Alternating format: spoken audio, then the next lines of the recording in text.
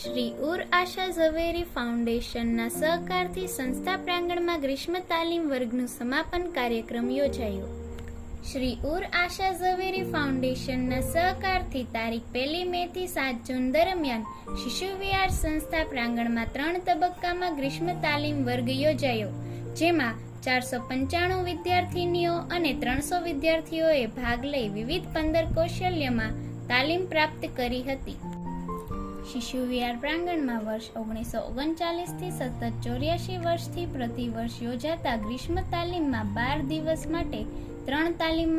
શિબિરમાં ઉત્તમ દેખાવ કરનાર 40 વિદ્યાર્થીઓને તથા ઉનાળાની રજાઓમાં સર્જનાત્મક પ્રવૃત્તિના કાર્યક્રમોને 36 દિવસ સુધી આયોજનબદ્ધ રીતે તજજ્ઞોએ નિષ્ઠાથી સેવા આપેલ 15 તાલીમ શિક્ષકોને તારીખ 8 જૂનના રોજ એક્સેલ ઇન્ડસ્ટ્રીઝના મેનેજર શ્રી નાતુભાઈ પ્રજાપતિ,